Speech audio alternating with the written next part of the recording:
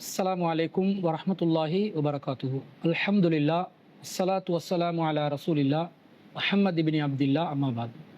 அன்பிற்குரிய சகோதரர்களே, ஒரு சில மணி நேரங்களுக்கு முன்பதாக வத்தலையைச் சேர்ந்த இப்லீஸ் இஸ்மத் என்பவன் ஒரு வீடியோ பதிவை வெளியிட்டிருந்தான். அவனுடைய வீடியோ பதிவிலே பலவிதமான அடிப்படையற்ற வாதங்களும் அவதூறுகளும் பொய்களும் நிரம்பி இருப்பதை நாம் காண்கிறோம்.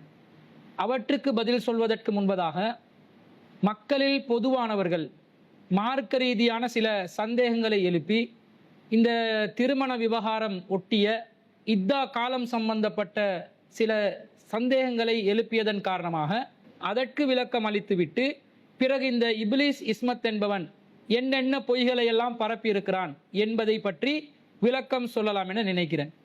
பொதுவாக மடையர்கள் நம்முடன் கதைக்க வருகின்ற நேரத்தில் அவர்களை நாம் அலட்சியம் செய்ய வேண்டும் என்பது மார்க்கத்தின் வழிகாட்டலாக இருந்தாலும், வைதா ஹாத்தபுஹுமுல் ஜாஹிலூன காலு சலாமா, மடையர்கள் பேசுகின்ற நேரத்தில் அவர்களை சலாம் சொல்லி நீங்கள் அலட்சியம் செய்து விடுங்கள் என்று குர்ஆன் கூறுகிறது. என்றாலும் சில விவகாரங்களில் இந்த மடையர்களுடைய கேள்விகளுக்கும் பதிலளிக்க வேண்டிய சில தேவைப்பாடுகள் ஏற்படுகிறது. ஏனென்று சொன்னால், மார்க்க ரீதியான விவகாரங்களை திசை திருப்பி பொதுமக்களிடம் தவறான ஒரு கருத்தை விதைக்காமல் இருப்பதற்காக வேண்டி, குறிப்பாக 2வது அத்தியாயத்தில் 235வது வசனத்தில் அல் குர்ஆன் சொல்லக்கூடிய நிலைப்பாடு, நாம் அதை விளங்கி இருக்கக்கூடிய நிலைப்பாடு, குர்ஆனை நாங்கள் வளைப்பதை போன்று நம்முடைய விருப்பத்துக்கு ஏற்றால் போல் குர்ஆனை நாம் எடுத்துக்கொள்கிறோம் போன்று ஒரு தவறான சித்தரிப்பை மக்கள் மத்தியிலே முன்வைப்பதனால் அதற்கு பதிலளிக்க வேண்டும் என்ற ஒரு தேவைப்பாடு மார்க்க ரீதியாக இருப்பதனால் தான் இவனுடைய மொத்த காணொளிக்கும் பதிலளிக்க வேண்டிய நிலைக்கு நாங்கள் வருகிறோம். அன்பிற்குரியவர்களே, முதலாவதாக இவன் என்ன சொல்கிறான்? இந்த திருமணம் விவகாரம் சம்பந்தமாக இத்தா காலத்தில் ஒரு பெண்ணுடன் சாடை மாடையாகத்தான் திருமண பேச்சுவார்த்தையில் ஈடுபடலாம் என்று பல அறிஞர்கள், இவங்களை சேர்ந்த பல அறிஞர்கள் சொல்கிறார்கள். கபீர் தம்பி சொல்லி இருக்கிறார் என்று கபீர் தம்பி ஆதாரம் காட்டி காத்தாங்குடி கபீருடைய ஒரு கிளிப்பை அவர் முன்னிலைப்படுத்தி அவருடைய வீடியோ பதிவில் இணைத்திருக்கிறார். இந்த காத்தாங்குடி கபீர், அதாவது இவன் பார்வையில் கபீர் தம்பி என்பவன் எந்த அளவுக்கு மார்க்கத்தில் அடிப்படைவாதம் கொண்டவன் என்பதற்கான ஆதாரங்களை கடந்த ஒரு விவாத களத்தில் நாங்கள் அடுக்கடுக்க வச்சிருந்தோம். அந்த தம்பியில தொங்கின நானாவுக்கு நாங்கள் பதில் சொல்வதை விட மக்களுக்கு இதுல தெளிவொன்று வேணுமா இல்லையா, அதற்காக வேண்டி இதை நாங்கள் ஒரு பதிலாக பதிவு செய்து கொள்கிறோம். முதல்ல இந்த இப்லீஸ் இஸ்மத் என்ன சொல்கிறான் என்பதை கேளுங்கள். சாடமாடையா பேசலாம், திருமண விஷயம் சாடமாடையா பேசலாம். குர்ஆன் ஆயத்தை சொல்லி விளக்கம் சொன்ன, குர்ஆன் ஆயத்தை வளைக்கிற கபீர் ஆலிம் தம்பி அதே குர்ஆன் ஆயத்துல அடுத்த துண்ட 2:235 சூரா பக்கரால் அவர் சொல்ற வலாக்கின் இருப்பினும் ரகசியமாவது அவங்கள்ட்ட நீங்க உறுதிமொழி கொடுக்கவும் கூடாது, நீங்க உறுதி எடுக்கவும் கூடாது. ஆனா நீங்க ரகசியமா எல்லாரும் விளங்குற அளவுக்கு ஜமாத்துல எல்லாருக்கும் நான் இன்ஃபார்ம் பண்ணிட்டேன், எனக்கும் கால் பண்ணி சொல்லிட்டீங்களே. திருமண விவகாரத்துல இத்தாவின் போது சாடமாடையாகத்தான் பேசலாம் என்று இருக்குது, இவர் கூடமாடையாகவே பேசிட்டாரு.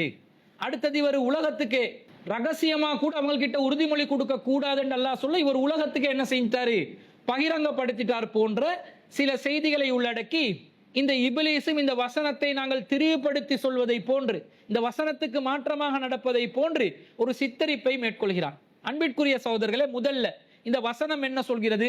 2வது அத்தியாயத்தில் 235வது வசனம் அல்லாஹ் தஆலா என்ன சொல்கிறான்? வலா ஜுனாஹ அலைக்கும் ஃபீமா அர்ரல்தும் பிஹி மின் ஹித்பத்தின் நிசா, நீங்கள் பெண்களுடன் சாடை மாடையாக திருமண பேச்சுவார்த்தை பேசுவதை அல்லாஹ் தடுக்கவில்லை.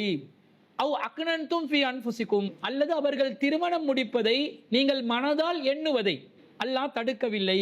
அலிமல்லாஹு அன்னக்கும் சததுகுருனஹுன்ன, நீங்கள் அவர்களை நினைப்பதை அல்லாஹ்வே அறிந்தவன். வலாக்கின் மாறாக லா துவாஇது உன்ன சிர்ரன், அவர்களுக்கு மறைவிலே ரகசியமாக வாக்குறுதி கொடுத்துறாதீங்க. இல்லா அன் தகூலு கௌலன் மஅரூஃபா, அழகான சொற்களை பேசுவதை தவிர, இந்த சாடை மாடையாக பேசக்கூடிய விஷயத்துல அழகான வார்த்தைகளை சொல்லுங்க, உங்களோட கருத்து விளங்குற மாதிரி வார்த்தைகளை சொல்லுங்களே தவிர உறுதியான வாக்குறுதி அந்த பெண்களிடம் அளித்து விடாதீர்கள் என்று அல்லாஹ் சொல்லிவிட்டு, வலா தஅஸிமு உக்தத்தன் நிக்காஹி அத்தா யபுலுகல் கிதாபு அஜலஹு, நீங்கள் உக்தத்துன் நிக்காஹ் திருமண பேச்சுவார்த்தையை உறுதிப்படுத்தாதீர்கள் எதுவரைக்கும், அந்த இத்தா காலக்கெடுவை பெண்கள் முடிக்கும் வரைக்கும் உறுதிப்படுத்தாதீர்கள். வஅலமு அன்னல்லாஹ யஅலமு மா ஃபீ அன்ஃபுசிக்கும், உங்களுடைய உள்ளத்தில் இருப்பதை அல்லாஹ் அறிவான் என்பதை அறிந்து ஃபஹ்தரூஹு, மிகவும் எச்சரிக்கையுடன் இருங்கள். வஅலமு அன்னல்லாஹ கஃபூருன் ஹலீம், அல்லாஹ் மன்னிப்பவன் என்பதையும் சகிப்புத்தன்மை உள்ளவன் என்பதையும் அறிந்து கொள்ளுங்கள் என்று அல்லாஹ் 2வது அத்தியாயத்தில் 235வது வசனத்தில் அல்லாஹ் சொல்கிறான். அல்லாஹ் இந்த வசனத்துல என்ன சொல்கிறான்? 3 விஷயங்களை சொல்றான். முதலாவது விஷயம் என்ன? நீங்கள் சாடை மாடையாக திருமண விருப்பத்தை எத்தி வைக்கலாம் என்று அல்லாஹ் சொல்கிறான். 2வது என்ன சொல்கிறான்? நீங்கள் ரகசியமா வாக்குறுதி அளிக்காதீர்கள், இவங்களை திருமணம் முடிச்சுதான் ஆகுவேன் என்ற மாதிரி வாக்குறுதி அளித்து விடாதீர்கள். மாறாக நல்ல சொற்களை சொல்லுங்க. அந்த கருத்து சாடமாடையாக அந்த விருப்பம் விளங்குற விதத்தில் நல்ல சொற்களை சொல்லுங்க. மற்றபடி கல்யாணம் முடிப்பேன், திருமணம் முடித்துக் கொள்வேன் என்று நேரடியாக வாக்குறுதி அளிக்காதீங்க, அவங்களுக்கு ரகசியமா அதை சொல்லிடாதீங்க.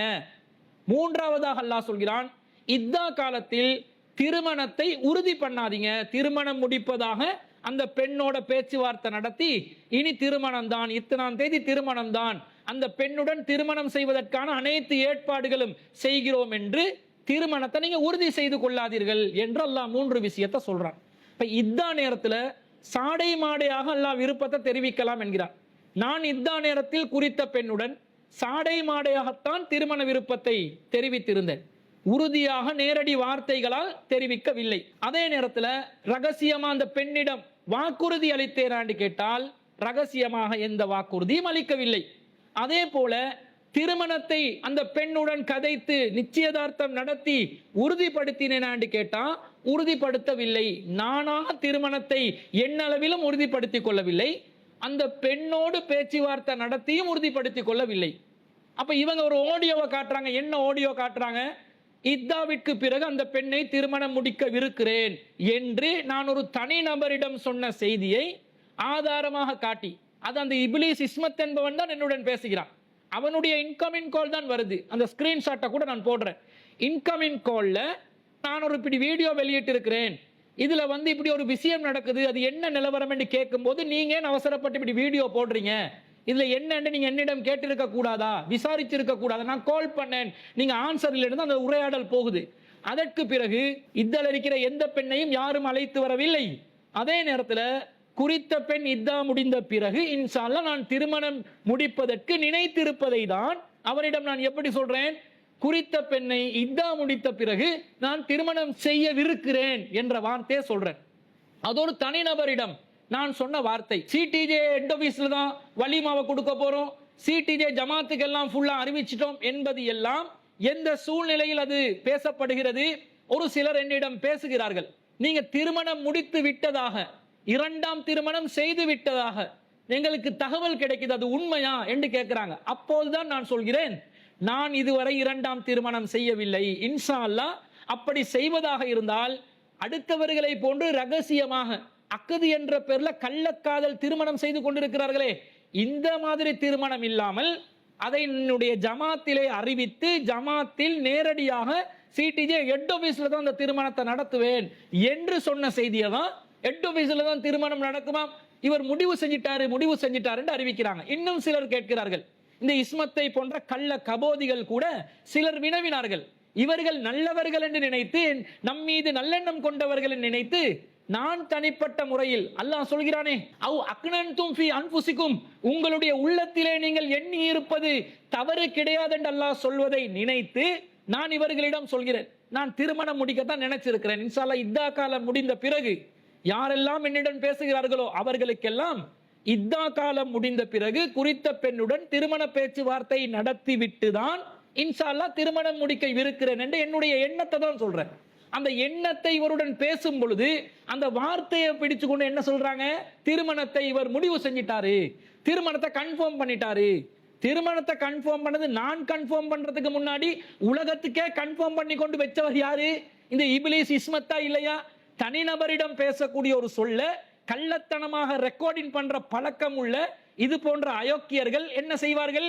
இது உலகத்துக்கே போட்டுக்கிட்டு பாத்தீங்களா, திருமணம் முடிக்கிற எண்ணத்தில் இருக்கிறார். நான் ஒரு தனிநபரிடம் ஒரு பெண்ணை திருமணம் முடிக்கிற எண்ணத்தில் இருக்கிறேன் என்ற அந்த நபர் மீது நல்லெண்ணம் கொண்டு அவர் நல்லவர் தான் என்று நினைத்து சொல்வது திருமணத்தை உறுதிப்படுத்துவதாக ஆகுமா?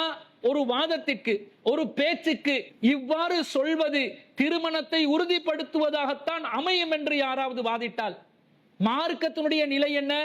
இந்த குர்ஆன் வசனத்தை நாங்க வளைக்கிறதுக்காக சட்டத்தை போடுறோமா? தப்பா செய்து விட்டோம் என்று உறுதியாக உணர்ந்தால் அல்லாஹ்விடத்திலே இஸ்திக்பார் செய்து கொண்டு சென்று கொண்டே இருப்போம்.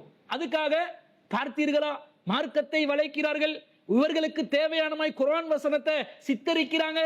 நான் தனிப்பட்ட முறையில் எண்ணி இருந்ததை இன்னொருவருக்கு சொன்னதை திருமணத்தை உறுதி செய்வதாக ஆகாது என்று நினைத்து சொல்கிறேன். அவ்வாறு நினைப்பதே தப்பு, அது உறுதியாகும் தான் என்று யாரும் கருதினால், நானே கருதினால் இப்படியும் சொல்லாமல் இருந்திருக்கலாம் தானே என்று நினைத்தால் அல்லாஹ்விடம் இஸ்திக்பார் செய்து கொள்வேன். அதிலே தலையிடுவதற்கு இந்த இப்லீஸ் இஸ்மத்துக்கு என்ன அருகதை இருக்கிறது, என்ன அதிகாரம் இருக்கிறது? அது நானும் ரப்பும் சம்பந்தப்பட்ட விஷயம், நானும் அல்லாஹ்வும் அதை பார்த்துக் கொள்வோம். இதற்கு மூக்கை நுழைத்து தன் முகம் கரியாயிருக்க அடுத்தவன் முகம் கருப்பாய் இருக்கிறது என்று கவலைப்படுவதற்கு இந்த இஸ்மத் என்ற இப்லீஸுக்கு என்ன தேவை இருக்கிறது? ஓம் வேலையை நீ பார்த்துக்கிட்டு போய்கொண்டே இருக்கணும். நாங்க குர்ஆன் வசனத்தெல்லாம் தவறா ஒருபோதும் வளைக்க மாட்டோம். அல்லாஹ்வும் ரசூலும் சொன்னால் சமிஅனா வ அதானா, செவிமடுத்தோம் கட்டுப்பட்டோம் என்ற உறுதியான நிலைப்பாட்டில் இருக்கக்கூடியவர்கள். தவறே செய்திருந்தால் அல்லாஹ்விடத்திலே மன்னிப்பு கேட்டு இஸ்திக்பார் செய்து நம்முடைய வழியை திருத்திக் கொண்டு செல்வோமே தவிர, இந்த வளைக்கிற விளையாட்டு உங்களோட ஜமாத்தில் உள்ளவங்களுக்கு இஸ்மத் என்ற இப்லீஸை சார்ந்த ஜமாத்தில் இருப்பவர்களிடம் இருக்கும். நம்மிடம் இந்த வளைக்கிற விளையாட்டெல்லாம் கிடையாது. அல்லாஹ் ரசூல் ஒன்றை சொன்னால் ஃபஸ்தா பிமா துஅமர், அல்லாஹ் உமக்கு அறிவித்த கட்டளைகளை தயவு தாட்சணியம் இல்லாமல் மக்களுக்கு எடுத்துரை என்று அல்லாஹ் நபிக்கு கட்டளையிட்டால் எப்படி நபி அதை எடுத்துரைத்தார்களோ அதே வேகத்தில் தயவு தாட்சணியம் இல்லாமல் மக்களுக்கு கட்டளைகளை எடுத்துரைப்பதற்கு நாம் ஒருபோதும் தயங்க மாட்டோம். நம் தரப்பில் தவறு நடந்தாலும் திருத்திக் கொள்வோம், இஸ்திக்பார் செய்து கொள்வோம், அதை சரி செய்து கொண்டு பயணிப்போமே தவிர ஆயத்துகளை வளைக்கிற விளையாட்டு நம்மிடம் கிடையாது. அது உன்னை போன்ற இப்லீஸ் இஸ்மத்தை போன்ற யூதன்களுக்கு தான் பொருந்தும் என்பதை முதலாவதாக பதிவு செய்து கொள்கிறோம். அன்பிற்குரியவர்களே, அடுத்ததாக இந்த இப்லீஸ் இஸ்மத் என்ன சொல்கிறான் தெரியுமா? இஸ்மத்தின் கேள்விகளுக்கு பதில் இல்லையாம், அதனால இவங்க எங்கேயோ வேறொரு இடத்துக்கு போறாங்க என்ற மாதிரி ஒரு தகவலை பதிவு செய்கிறான். பேச்சுக்கு பதில் இல்லாம போன நோம்புல இஸ்மாயில் சலபி போன்ற பெரிய அறிவாளிகள் ஆலிம்கள் பேசினதை கொண்டு வந்து அவர்களோட கேள்விக்கு நாங்க ஆதார பதில் அளிக்க போறோம். அன்பிற்குரிய சகோதரர்களே, இந்த இஸ்மத் என்பவன் ஒரு பொருட்டா நமக்கு? அவன் ஒரு மேட்டரா? மக்களுக்கு அவதூறு பரப்பும் பொழுது மக்கள் மத்தியிலே இந்த பொய்யனுடைய அவதூறுகள் சென்றுவிடக் கூடாது என்பதற்காகத்தான் இவனுக்கு பதில் அளித்தோமே தவிர இவன் சொல்ற மாதிரி அவனே ஒத்துக்கொள்றான். ஒரு பேமெண்ட் கேஸ் தான். பேமெண்ட் கேஸ் வாப்பர்னாங்க, பேமெண்ட் கேஸ், பேமெண்ட் கேஸ் வாப்பர்னாங்க, பேமெண்ட் கேஸ், பேமெண்ட் கேஸ் வாப்பர்னாங்க, பேமெண்ட் கேஸ், பேமெண்ட் கேஸ் என்று தன்னைத்தானே இழிவுபடுத்தி ஒத்துக்கொள்ளக்கூடிய இந்த பேமெண்ட் கேஸுகளுக்கெல்லாம் நாங்க பதில் அளிக்கணுமா? கண்டிப்பாக பதில் அளிக்க வேண்டியதில்லை. ஆனால் அவதூறுகள் பரப்பப்படும் பொழுது அதற்கு நம் தரப்பின் விளக்கங்கள் சொல்லாவிட்டால் மக்கள் மத்தியிலே அந்த பொய் போய் பதிந்துவிடும் என்பதற்காகத்தான் இந்த கேடுகெட்டவன் பேசுகின்ற நேரத்தில் கூட பலரும் தங்களுடைய மானங்கள் பாதிக்கப்பட்டாலும் பரவாயில்லை என்று மௌனிகளாக இருக்கின்ற நேரத்தில் நாம் களம் இறங்கி பதில் அளித்தோம். அவசியமில்லாத விஷயங்கள் பேசும்போது, இந்த டோபி வேலை பார்க்கறது மட்டும்தான் இவன் வேலையா இருக்கும்போது, அடுத்தவன் மானத்துல கை வைக்கிறது மட்டும்தான் இவன் வேலையா இருக்கும் போது, முன்வைக்கின்ற வாதங்கள் பொருத்தமானதாக இல்லாமல் இருக்கும் பொழுது அதுக்கெல்லாம் பதில் சொல்லி கொண்டிருக்கிறோம். சொன்னாரு கட்டிப்பால இறக்குவேன் என்றாரு. கட்டிப்பால இறக்குவேன் என்று சொல்லிட்டு ஒரு தண்ணிப்பால தான் இறக்கினாரு. அப்ப இந்த தண்ணிப்பாலுக்கெல்லாம் பதில் சொல்லணுமா? பல சகோதரர்கள் சொன்னார்கள் இவனை கண்டுகொள்ள வேண்டாம், இவனுடைய இந்த தண்ணிப்பாலுக்கெல்லாம் பதில் சொல்லி நம்முடைய டைம் வேஸ்ட் பண்ண வேண்டாம் என்று சொன்னதனாலதான் நாங்கள் நம்முடைய தாவா பணியில் உள்ள குர்ஆன் சுன்னாவுக்கு மாற்றமாக இருக்கக்கூடிய வழிகேடுகளுடைய தோலுரிக்கக்கூடிய ஒரு பணி இருக்குது. தொழுகையை செய்யுங்க, நோம்ப பிடிங்க, ஹஜ்ஜி நிறைவேற்றுங்க, உம்ராவை செய்யுங்க நன்மையை ஏவுறத போல தீமையை தடுக்கக்கூடிய வழிகட்ட சிந்தனைகளை தோலுரிக்கக்கூடிய கடமையும் நம்மிடம் இருக்கிறது. அந்த வகையில கடந்த 2 ஆண்டு காலமாக பலருக்கும் நாம் மறுப்பு தெரிவித்து வருகிறோம். இந்த இஸ்மாயில் சலபி என்றவருக்கு இது 2வது மறுப்பு. இது 1வது மறுப்பா? பெரிய ஆலிம் இஸ்மாயிலுக்கு பதிலாம் பேமெண்ட்காரன் இஸ்மத்துக்கு பதில் சொல்ல நமக்கு பதில் இல்லையாம். நீ பேமெண்ட் காரன் ஒத்துக்கொண்ட பிறகு உனக்கு எதுக்குயா பதில் சொல்லணும்? பேமெண்ட் கேஸ் வாப்பர்னாங்க, பேமெண்ட் கேஸ், பேமெண்ட் கேஸ் வாப்பர்னாங்க, பேமெண்ட் கேஸ், பேமெண்ட் கேஸ் வாப்பர்னாங்க, பேமெண்ட் கேஸ் என்றாலும் நாங்க இஸ்மாயில் சலஃபி அதே போன்று இன்னும் பல சலஃபி அறிஞர்களுக்கு பதில் சொன்னது அவர்களுடைய தனிப்பட்ட வாழ்க்கை விவகாரங்களுக்காக அல்ல. குர்ஆன் சுன்னாவை நிலைநாட்டுகின்ற பணியில அவர்கள் முன்வைக்கின்ற வழிகட்ட கொள்கைகளை தோலுரித்து காட்ட வேண்டும். குர்ஆனுக்கு முரண்பட்டாலும், நபிகளார் இழிவுபடுத்தப்பட்டாலும், நபிகளாரை ஒரு தவறான மனிதராக சித்தரித்தாலும், நபிகளாருடைய ஒழுக்கத்தை கேள்விக்குறியாக ஆக்கப்பட்டாலும், அல் குர்ஆனின் மீது சந்தேகம் எழுப்பப்பட்டாலும், ஹதீஸ் என்ற பெயரில் வந்திருக்கக்கூடிய அனைத்தையும் ஏற்றுக்கொள்ள வேண்டும் என்று சில சலஃபி அறிஞர்கள் செய்திகளை மக்கள் மத்தியிலே பரப்பிக் கொண்டிருக்கிறார்கள். அதில இறுதியாக நிலுவையில் இருந்தவர் தான் இந்த இஸ்மாயில் சலஃபி அவர்கள். ரமலான் மாதத்தில் தொடராக 10 நிமிடமா கட்டின் போட்டாரு. அப்பவே அதுக்கு பதில் அளிப்பதற்காக நாங்கள் தயாரான நேரத்தில் ஜமாத்துடைய பல வேலைப்பளுக்கள் காரணமாக அது நிலுவையில் இருந்தது. என்னுடைய தனிப்பட்ட படிப்பு விஷயங்கள் காரணமாக நிலுவையில் இருந்தது. இப்போ ஒரு எக்ஸாம் முடிச்சிட்டேன், ஃப்ரீயா இருக்கிறேன். இந்த நேரத்தில் அவருக்கு பதில் கொடுப்பது பொருத்தமாக கருதினதுனாலதான் அதை போட்டமே தவிர இந்த இஸ்மத் என்ற அயோக்கிய பயலை டைவர்ட் பண்றதுக்காக இஸ்மாயில் சலஃபியை எடுத்து பிடிக்க வேண்டிய அவசியம் இல்லை.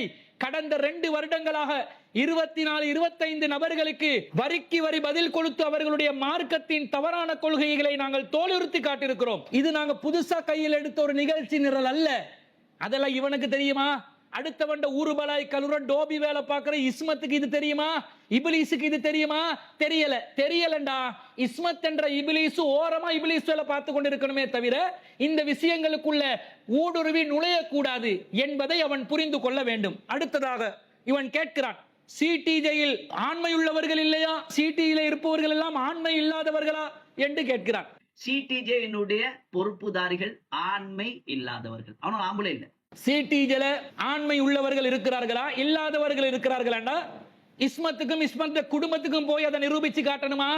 யார் ஆண்மை உள்ளவர்கள் யார் ஆண்மை இல்லாதவர்கள் என்று இஸ்மத்துடைய குடும்பத்துக்கு தான் நாங்க போய் நிரூபித்து காட்டணுமா? அல்லது ஒரு சயின்ஸ் லேப்ல போய் சிடிஜில உள்ள உறுப்பினர்கள் எல்லாம் வாங்கடா நீங்க ஆம்புல இல்லையாண்டு செக் பண்ணி ரிப்போர்ட்டை கையில் எடுத்து தான் சிடிஜில மெம்பரா இருக்கணும் என்று ஏதாவது விதி இருக்குதா? ஏன் இஸ்மத் ஆம்புலையா இல்லையான்னு சொல்லி செக் பண்ணணுமா? செக் பண்ணி கொள்ளணுமா? நாங்க எப்படிப்பட்ட நிலையில் உள்ள ஆண்கள்? அல்லாவுக்கும் ரசூலுக்கும் கட்டுப்பட்டு இறையச்சத்துடன் வாழக்கூடியவர்கள். உன்னை போன்று ஆம்புலத்தனத்தை இரவு 2:30 மணிக்கு அடுத்தவண்ட பொண்டாட்டி கிட்ட காட்ட போற ஆம்புல இல்ல. அதுக்கு வரல. அப்ப எதுக்குடா வந்தான்னு கேக்குறான். என்னதும் இந்த இவர் தெரியும் தான், இவர் தான் எங்கட ஹுனுபிட்டி கூட்டாளி இஸ்மத் பாய் தெரியுமா? இந்த பொண்ணு சரியா? இந்த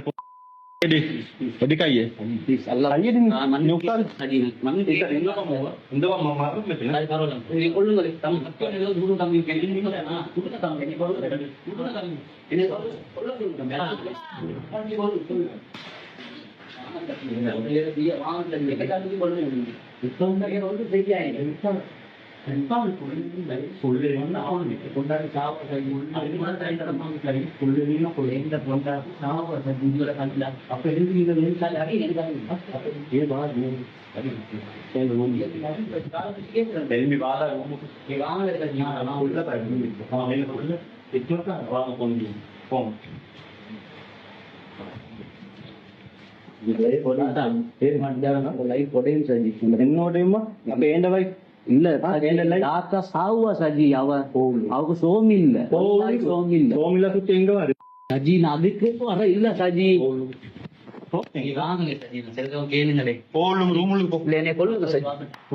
அடிச்சு கொள்ளுங்க பொண்டாட்டி செத்துருவா என்னை அடிச்சு கொள்ளுங்க. நான் ஆம்புலத்தனம் காட்ட வந்தது தவறுதான், அத வீடியோ பண்ணாதீங்க. கெஞ்சி கூத்தாடி தலை குனிந்து வெக்கங்கட்ட மானங்கட்ட பொழப்பு நடத்துற நீ ஆம்பளைய பத்தி பேசுறியாடா? உனக்கு வெக்கம் மானம் சூடு சொரண ஒரு கொஞ்சமாவது இல்லையா? நீங்க எல்லாம் பேச வர்றீங்க ஆம்பளத்தனத்தை பத்தி. அடுத்தவண்ட கோழிய தின்ன போனா, கள்ள கோழி தின்ன போனா, நல்ல சிக்கன் ருசியா இருக்கிறது நடுஜாமத்துல வீட்டுக்குள்ள போய் ஆம்பளத்தனம் காட்டுற உன்ன மாதிரி கேடுகட்ட ஆம்பளை இங்க இல்ல. இங்க குர்ஆன் சுன்னாவை பின்பற்றக்கூடியவர்கள் இருக்கிறார்கள். அடுத்தவண்ட வீட்டுல புத்திமதி சொல்ல போனியே இரவு 2:30 மணிக்கு போய் அடி வாங்கி கொண்டு வந்தியே, மானங்கட்ட பொழப்பு நடத்தினியே, உன்னை பார்த்து வத்தல உணுப்பிடி மக்கள் காரி துப்ப, இலங்கை வாழ் முஸ்லிம்கள் காரி துப்ப, உன்னெல்லாம் பேச விட்டு வேடிக்கை பார்த்து கொண்டு இருக்கிறாங்க மக்கள். அது உன்னுடைய நலவென்று நினைச்சுக்கோ, ஏதாவது நன்மை செஞ்சிருப்பாய் என்று நினைத்து தப்பினோம் பிழைத்தோம் என்று இருக்காம 50 ரூபா காசுக்கு அம்மனமா திரியறதுக்கும் தயங்காத நீ எல்லாம் ஆம்பளத்தனத்தை பத்தி பேச வர்றியா? உனக்கு இதுக்கு அருகதை இருக்குதா? கொஞ்சமும் இல்ல. இங்க ஆம்பளத்தனம் எவனுக்கு இருக்குது, அந்த ஆம்பளத்தனத்தை அவன் தேவையான இடத்துல காட்டிக் கொள்வான். ஒன்ன மாதிரி அடுத்தவன் வீட்டுக்குள்ள பூந்து ஆம்பளத்தனம் காட்டுற எவனும் இந்த ஜமாத்துல இல்லை என்பதை கூறிக்கொள்ள விரும்புகிறேன். அது மட்டுமா, இவனோட சில இஞ்சி திண்ட குரங்குகள் இருக்குது. அந்த குரங்குகள் அவர்கள் என்ன நினைத்துக் கொண்டிருக்கிறார்கள்? சுத்த மகான்கள், எங்களை விட்டால் யாரும் இந்த உலகத்தில் மகான்கள் இல்லை, நாங்கள் நீதியை பேசுகிறோம், நேர்மையை பேசுகிறோம், மக்களுக்கு சத்தியத்தை சொல்லுகிறோம் என்று சொல்லிக் கொண்டிருக்கக்கூடிய இன்னும் சில கடலை பருப்புகள் இருக்குது. அந்த கடலை பருப்புகளோட வண்டவாளங்களை ஏத்தவா, வீடியோ ஆதாரங்களோட ஆதாரம் காட்டவா? ஒரு ஆலிம்சா கேட்பாரு, சாரத்தை ஆட்டி ஆட்டி கேட்பாரு, ஆதாரம் காட்டவாண்டு. அந்த மாதிரி ஆதாரம் காட்டவா? காட்டிதான் என்ன நடக்கும்? நீங்கள் ரொம்ப அழகாக இருக்கிறீர்கள், செக்ஸை பற்றி என்ன நினைக்கிறீர்கள், உங்களுக்கு நான் தங்க மாலை வாங்கி தரட்டுமா என்று கேட்டு மாப்பிள்ளை இல்லாத நேரத்துல அடுத்தவண்ட வீட்டுக்குள்ள புகுந்து பெண்களை கள்ளத்தனமாக வலுக்கட்டாயமாக அடைவதற்கு முயற்சி செய்த கேடுகட்ட அயோக்கிய பயல்கள் உனக்கு பின்னாடி இருந்து இஞ்சி திண்ட குரங்குகளை போன்று நடமாடலாம். அந்தந்த குடும்பங்கள் எல்லாம் நாசமா போயிரும். வீடியோ ஆடியோ ஆதாரங்கள் வெளியிடப்பட்டால் நாசமா போய் தலை குனிஞ்சி எல்லாரும் நடு சங்கில வந்து நின்றுவாங்க. அதனால் நாங்க அடக்கி வாசிக்கிறோம், ஓபன் பண்ண வச்சிடாதீங்க. அவங்க லட்சணத்தோடு இருந்து கொள்ள வேண்டும். ஒத்தனும் தூய்மை பேச இங்கு வரக்கூடாது என்பதை சொல்லிக் கொள்கிறேன். அடுத்ததாக என்ன சொல்றான் பாருங்க, இவங்க வந்து நபி வழியில ரோட்ல இழுத்து போட்டு பொம்பளை எல்லாம் பார்க்க நடு நிசையில அடிக்கிறாங்க. இப்படி செய்ய முடியுமா? நபி வழியில் செய்ய முடியுமா என்று கேட்கிறார். நபி வழியில நடு ரோட்ல இழுத்து ஒரு பொம்பளைய எல்லாரும் பார்க்க நடு நிசையில அடிக்க முடியுமா? அன்பிற்குரியவர்களே, கணவன் மனைவி உறவு என்பது ஒரு புனிதமான உறவு. மனைவி என்பவர்கள் வளைந்த எலும்பில் இருப்பவர்கள். அவர்களை ஒரே அடியா நிமிர்த்த வேணாம் என்று நபி ஸல்லல்லாஹு அலைஹி வஸல்லம் அவங்க சொன்னாங்க. மனைவியிடம் குறைகள் இருக்கும். அதே நேரத்தில் இவன் வந்து சுத்தி வளைச்சி வாரான். மனைவியை அடிப்பவர் எல்லாம் பயான் பண்ண முடியுமா என்று கேட்டு சுத்தி வளைச்சி வர்றான். என்னுடைய வாழ்க்கையில நான் என் மனைவியோடு 18 வருட காலமாக குடும்ப வாழ்க்கையை நடத்துறேன். குர்ஆன் சுன்னால எது மார்க்கமோ அந்த மார்க்கத்துல கடமைகள்ல உரிமைகளை எந்த குறையும் இல்லாமல் தான் என்னுடைய வாழ்க்கையை நான் நடத்தி வருகிறேன். அதே நேரத்தில் கணவன் மனைவி என்று வந்தால் 1008 பிரச்சனை இருக்கும். சரியானவைகள் இருக்கும், பிழையானவைகள் இருக்கும். அது அல்லாஹ்வுக்கு பதில் சொல்லக்கூடிய நிலையில கணவனும் மனைவியும் பார்த்து கொள்வார்கள். மனைவியை போட்டு நடு ரோட்ல அடிச்சாங்களா, நடு நிசையில அடிச்சாங்களா, 4 பொம்பளைகளுக்கு முன்னாடி அடிச்சாங்களா என்றத அல்லாஹ்வுக்கு முன்னாடி அந்த சம்பந்தப்பட்ட கணவனும் மனைவியும் பார்த்து கொள்வார்கள். நீ யாரு இத கேட்க? நீ யாரு? உனக்கு தகுதிக்குதா? நடு நிசையில அடுத்தவண்ட பொண்டாட்டிய தடவ போனியே, தடவ போய் அடி வாங்கினியே. அடிக்காதீங்க, என்னை அடிச்சு கொள்ளுங்க. என்னதும் இந்த இவர் தெரியும் தான், இவரு தான் எங்கட ஹுனுபிட்டி கூட்டாளி இஸ்மத் பாய் தெரியுமா? இந்த பொண்ணு சரியா? இந்த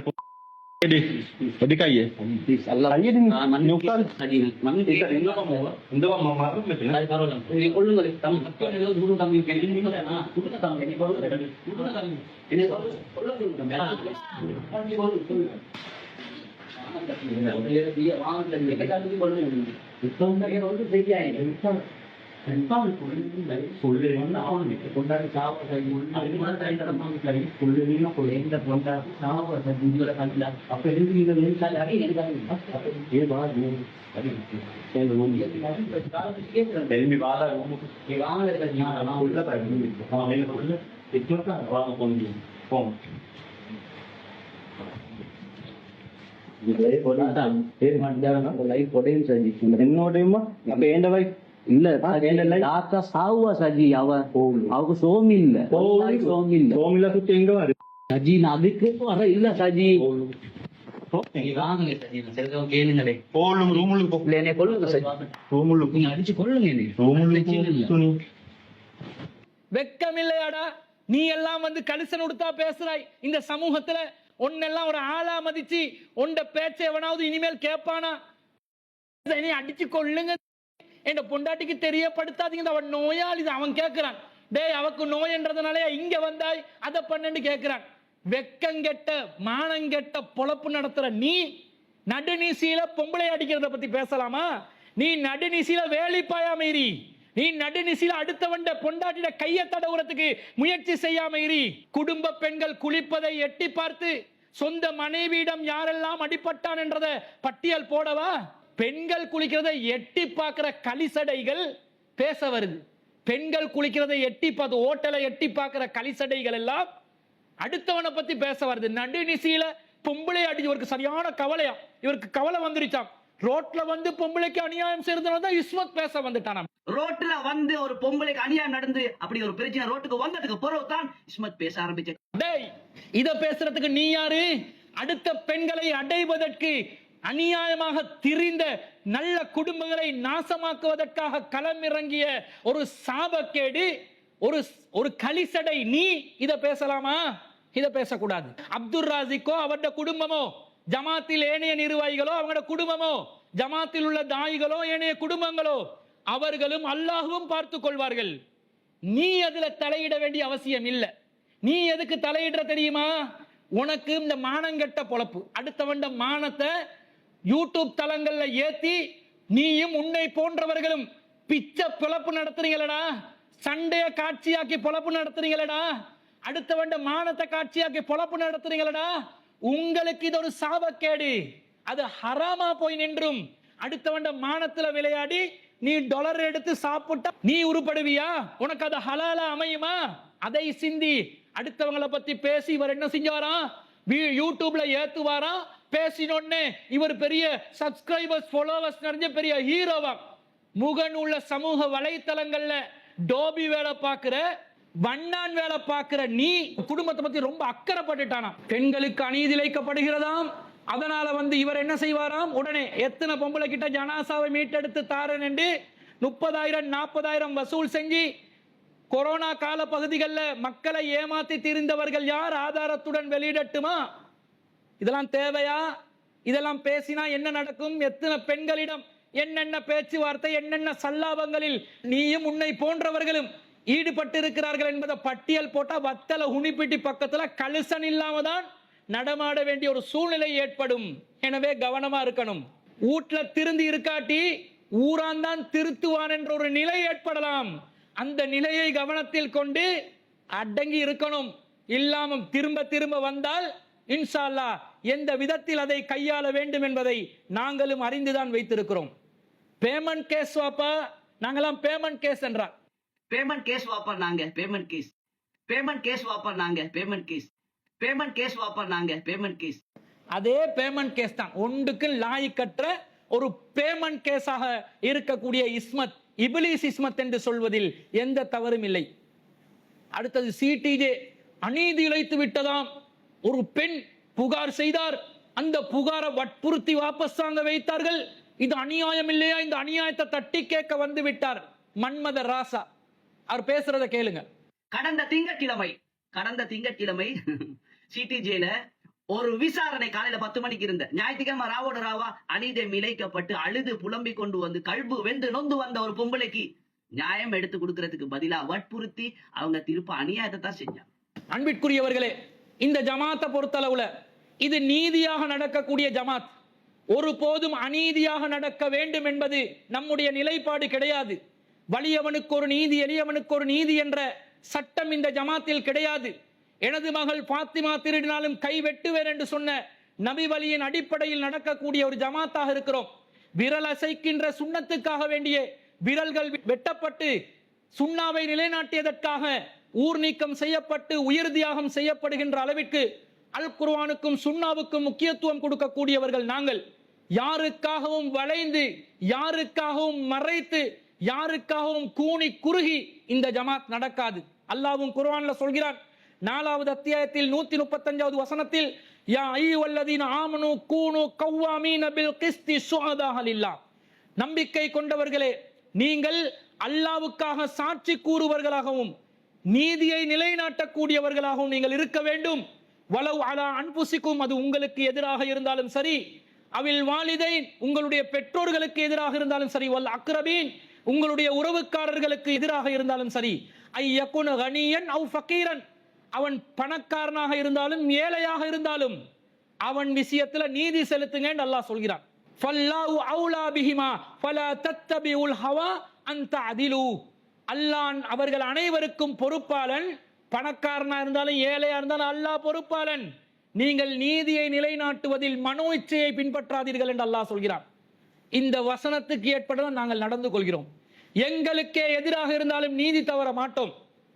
புகார் யாராவது வைத்திருந்தால் அந்த புகார் விசாரணைக்கு உட்படுத்தத்தான் செய்வோம். அது எவனா இருந்தாலும் சரி, எந்த பெரிய கொம்பனா இருந்தாலும் சரி. அப்படி விசாரணை என்று வருகின்ற நேரத்தில் இந்த ஜமாத்தில் நானாக இருந்தாலும் சரி, யாராக இருந்தாலும் சரி, கூனி குறுகி கொண்டு இருக்க மாட்டோம், தலை குனிந்து கொண்டு இருக்க மாட்டோம், ஒதுங்கி ஓட மாட்டோம், மறைந்து ஒளிய மாட்டோம். எப்படி இருப்போம்? அந்த புகாருக்கு முகம் கொடுப்பதற்கு திராணி உள்ளவர்களாக இருப்போம். புகார் வந்ததனால புகாரில் உள்ளது உண்மைதான் என்ற அர்த்தம் இல்லை, புகாரில் இருப்பது குற்றம் தான் என்ற அர்த்தம் இல்லை. அது நிரூபிக்கப்பட வேண்டும். ஒரு புகார் விசாரணைக்கு வரும்போது அது ஆதாரங்களுடனும் சாட்சியங்களுடனும் நிரூபிக்கப்படும் வரைக்கும் அந்த நபர், சம்பந்தப்பட்ட சந்தேக நபர் குற்றமற்றவர் என்பதுதான் இஸ்லாமிய நீதி, உலக நீதியும் அதுதான். எனவே புகார் வந்தா விசாரணை தான், விசாரணையை அறிவிப்போம். புகார் ஒன்று இல்லாவிட்டால் விசாரணை இல்லை. இதுதான் நம் ஜமாத்துடைய நிலையாக இருக்கிறது. யாராவது புகார் தந்து அந்த புகார் தந்தவங்களை மிரட்டி, அந்த புகார் தந்தவங்களை வற்புறுத்தி புகாரை வாபஸ் வாங்க வைக்கிற வேலை, அந்த இழிவான வேலையை இந்த ஜமாத்ல யாரும் செய்ய மாட்டோம். ஜமாத் நிர்வாகிகள் செய்ய மாட்டார்கள், நானும் செய்ய மாட்டேன்.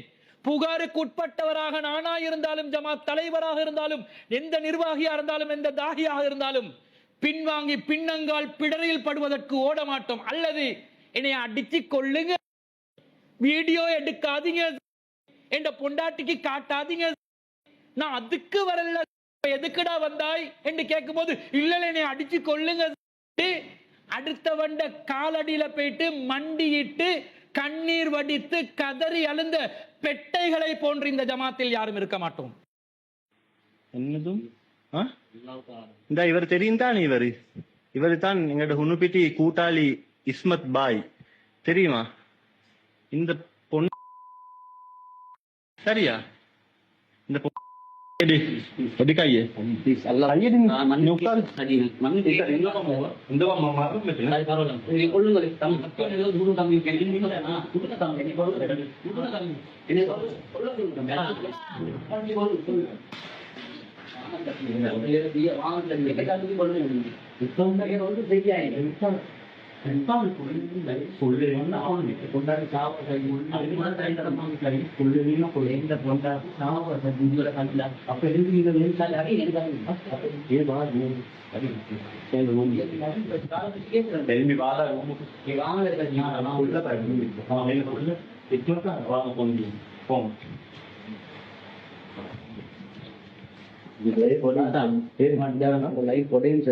என்னோடையுமா அப்ப ஏண்ட வை இல்ல தாத்தா சாவுவா சஜி, அவக்கு சோமி இல்ல, சோமில சுத்தி எங்க வரு சஜி, நான் அதுக்கு வர இல்ல சஜி.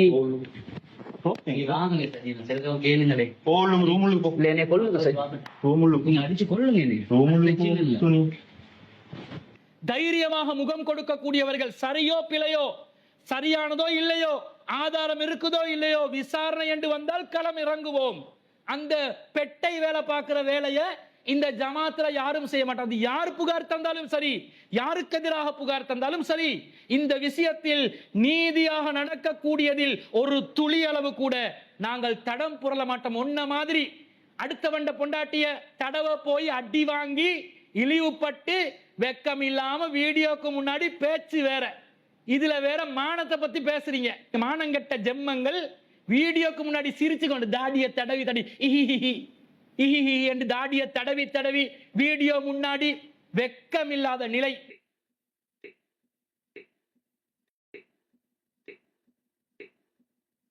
ரசூலா சொன்னாங்க, உனக்கு வெக்கம் இல்லாட்டி நீ விரும்பியதை செஞ்சுக்கோண்டு.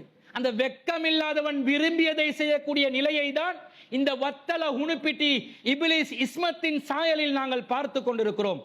யாராவது எதையாவது சொன்ன உடனே இவர் வந்துட்டாராம், கிளம்பிட்டாராம். ஊர் உலகத்துல மாமா வேலை பார்க்கிறவர் வந்துட்டாரு, உடனே குடும்ப பஞ்சாயத்து தீர்க்கிற நாட்டாம வந்துட்டாரு, வந்து தீர்ப்பு சொல்ல போறாராம். டேய், குர்ஆன் ஹதீஸ்ல ரசூலுல்லாஹ் என்ன சொல்றாங்க?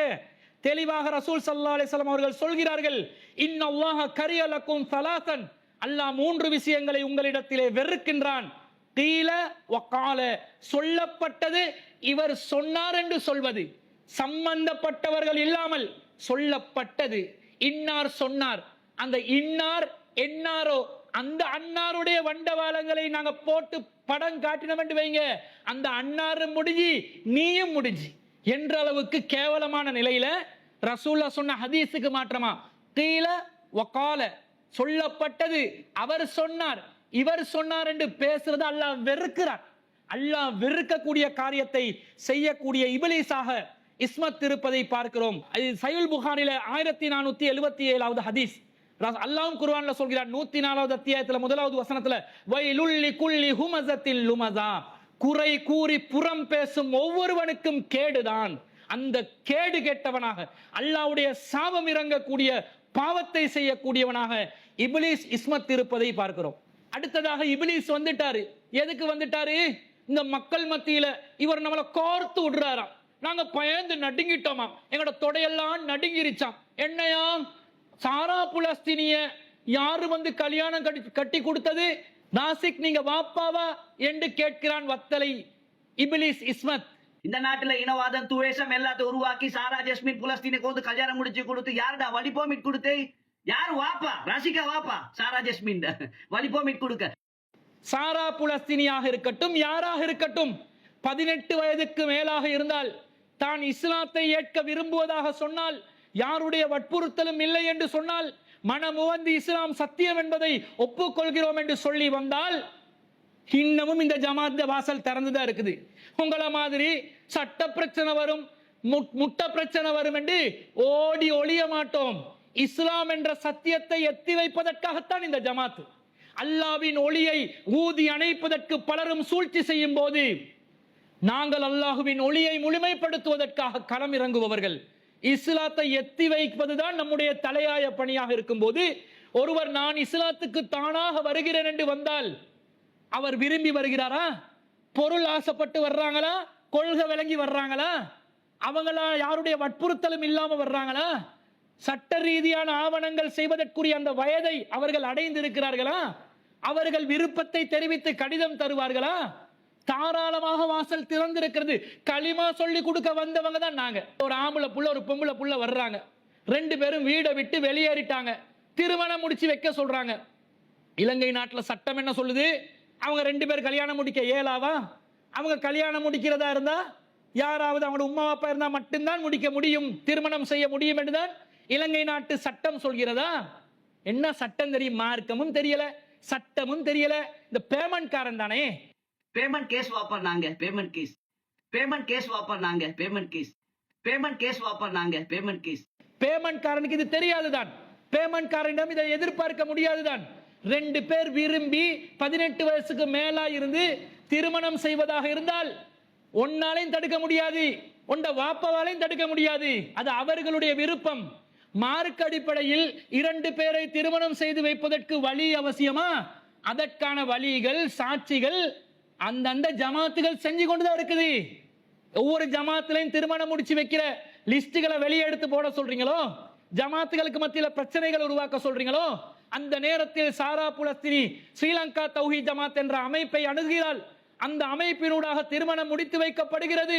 சம்பந்தப்பட்ட பாதுகாப்பு துறையினர்களுக்கு அதற்கான விளக்கங்கள் கொடுக்கப்பட்டிருக்கிறது. எதிர்காலத்திலும் தேவைப்பட்டால் கொடுப்போம்.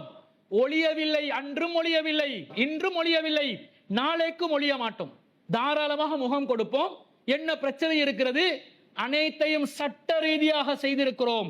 ஸ்ரீலங்கா தௌஹீத் ஜமாத் என்ற அமைப்புக்கு சாரா புலஸ்தீனி வருகின்ற நேரத்தில் மாளிகாவத்தை போலீஸ் நிலையம் ஊடாகத்தான் அந்த இஸ்லாத்துக்கு வந்த செயலை நாங்கள் உறுதிப்படுத்தி இருக்கிறோம். 2015ஆம் ஆண்டு இஸ்லாத்தை விட்டும் ஸ்ரீலங்கா தௌஹீத் ஜமாத் என்ற அமைப்பை விட்டும் சாரா புலஸ்தீனி வெளியே செல்லுகின்ற நேரத்தில் கல்முனை போலீஸ் நிலையம் ஊடாகத்தான் அது நடந்திருக்கிறது. நாங்கள் சட்ட ரீதியாக நடந்து கொள்ளக்கூடிய அமைப்புகள், அன்று நான் பணியாற்றிய SLTJ-யாக இருந்தாலும் சரி, இன்று பணிபுரிகின்ற CTJ-யாக இருந்தாலும் சரி, சட்டத்துக்கு மாற்றமா ஒரு துளி அளவும் நாங்கள் நகர மாட்டோம். சட்டத்துக்கு உட்பட்ட விதத்தில் இந்த மார்க்கத்தை எத்தி வைப்பதற்கு இலங்கை அரசியல் சாசனம் 10, 12, 14வது உறுப்புரைகளில் தந்திருக்கக்கூடிய சுதந்திரத்தை பயன்படுத்தி நாட்டிட சட்டதிட்டங்களுக்கு உட்பட்டு இந்த தாவா பணியை நாங்கள் செய்வோம். யாருக்கும் இடையூறு பண்ணுவதற்கோ சட்டத்துக்கு முரணாக நடப்பதற்கோ ஒருபோதும் நாங்கள் வழிகாட்டுவதில்லை. எந்த விசாரணைக்கு நாங்கள் தயங்கியதும் இல்லை. சாரா புலஸ்தீனி விவகாரத்தில் எந்த விசாரணை முகம் கொடுப்பதற்கு இனி தயங்க போவதும் இல்லை என்பதை இந்த இபிலிஸ் உட்பட இபிலிஸின் இஞ்சி திண்ட குரங்குகளுக்கும் நாங்கள் சொல்லிக் கொள்ள விரும்புகிறோம். அடுத்ததாக புது ஆமுதுருவோ மினிமஸ்கா வேண்டு இனங்களுக்கு மத்தியில துவேசத்தை உருவாக்கினாங்க. அதால தான் நிறைய பிரச்சனை வந்து. வீடியோட தலைப்பும் என்ன, அத்தனை சனியன்களுக்கும் தலையங்கமானவன். புது ஆமுதுர மினிமஸ் கேவான்னு சொல்லி சபையை கொலைப்பினை இனங்களுக்கு மத்தியில துவேஷத்தை உருவாக்கினேன். அதால தான் முஸ்லிம் சமூகம் அடிபட்டு சேர்த்து. டேய், புது ஆமுதரோட மினிமஸ் கதை என்ன கதை? அந்த கதையோட பின்னணி உனக்கு தெரியுமா? உன்ன போற தகவல் புரட்சிகளுக்கும் அடுத்தவண்ட பலாய் முசீபத் கலூரவனுக்கும் இந்த வரலாறு தெரியுமா? 2012ஆம் ஆண்டிலிருந்து இலங்கை வாழ் முஸ்லிம்களுக்கு எதிராக, முஸ்லிம் பள்ளிவாசல்களுக்கு எதிராக, இஸ்லாமிய பெண்களுக்கு எதிராக, இலங்கை இஸ்லாமிய அமைப்புகளுக்கு, ஜமாத்துகளுக்கு எதிராக இனவாதிகளால் பல்வேறுபட்ட புகார்கள் முன்வைக்கப்பட்ட நேரத்தில் நாங்கள் கேட்கிறோம், தனியாக பணியாற்றவில்லை. ஜம்மியத்துல் உலமா உட்பட இலங்கையில இயங்கக்கூடிய அனைத்து சிவில் அமைப்புகளிடமும் செல்கிறோம். அவர்களிடம் இவற்றுக்கான பதிலளிக்க வேண்டும். நாங்கள் அனைவரும் ஒன்று கூடி ஒரு ஊடகவியலாளர் சந்திப்பை நடத்தி ஒவ்வொரு குற்றச்சாட்டுக்கும் நாங்கள் பதிலளிப்போம் என்று நாங்கள் மசூரா செய்கிறோம். மசூராவில் உடன்பட்டவர்கள் பிறகு பின்வாங்குகிறார்கள், ஒளிந்து ஓடினார்கள்.